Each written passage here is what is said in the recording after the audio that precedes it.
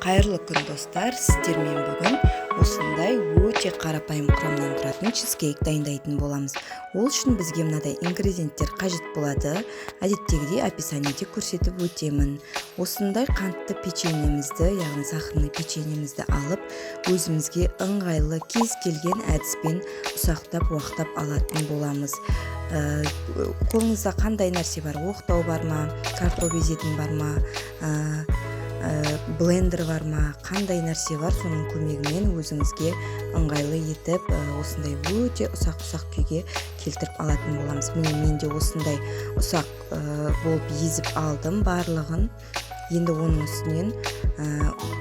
үстінен 60 граммдай сармайды салып, жақсылап біркелкі етіп араластырып алатын боламын. Сармайды да қажетіңізше микроволновкада немесе газда ерітіп алсаңыздар да болады. Мен енді оны алдын ала тоңазытқыштан шығарып қойғандықтан менде жұмсақ болды да сармайым.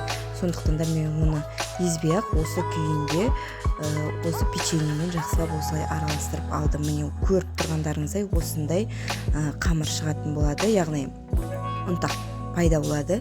Енді дайын формамды мен шетін сұйық маймен майлап алдым жабыспас үшін. Оның үстінен печеньемізді дайын болған жақсылап салып, үстінен біркелкі етіп жайып, трамбовать етіп, яғни қолымызбен қатты басатын боламыз. Қатты болғанда тым қатты басып керек емес, негізінде жайлап нәзік, нежный чизкейк шығу үшін өте қатты басудың да қажеті жоқ. Содан кейін енді мен осылай біркелкі болу үшін осындай банканың көмегімен бәрін біркелкі етіп ұрғылап алдым. Сіздерде енді стакан болады ма, қандай нәрсе бар, сонымен ұрғылап алсаңыздар болады. Енді начинкасына менде осындай негізгі ең маңыздысы осындай қатты твердый сыр бар. Сол твердый сырды 200 граммдай соны салып, менде мұнда творожный сливочный сыр болды. Яғни менде бюджетный вариант болғандықтан осындай тек қана 200 грамм сырды ғана пайдалануды жөн көрдім. Оның үстіне 2 ас қасық сахарный пудра салып, жақсылап араластырып алатын боламыз. Енді оның үстіне жұмыртқаларды кезек-кезек бір-біреуден салып, оларды да жақсылап біркелкі болғанша жақсылап араластырып алатын боламыз. Ешқандай да миксерді пайдаланудың қажеті жоқ.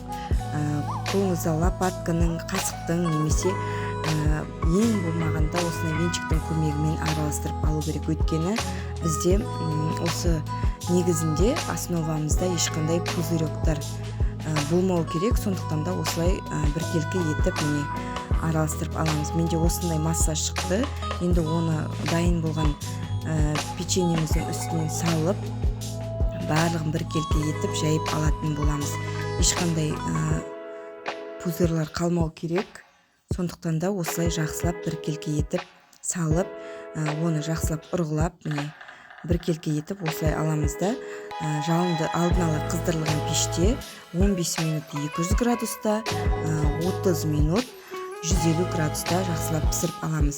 Чизкейктің піскенін қалай білеміз? Оны жайлап қараған кезде оның шет жақтары қатып, ортасы кішкене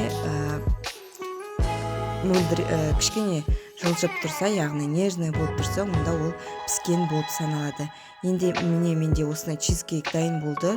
Менде өте бюджетный вариантты, яғни аз құрамдардан жасалғандықтан, менде формамның диаметрі 18 сантиметрге осындай көлемде өте керемет дәмді чизкейк дайын болып шықты. Яғни бізде биіктігі де жақсы керемет болып шығатын болады. Егер де диаметрі үлкен болса, сізде биік болып көтерілмеуі мүмкін. Видеом ұнаса лайк басып, пікір жазыңыздар.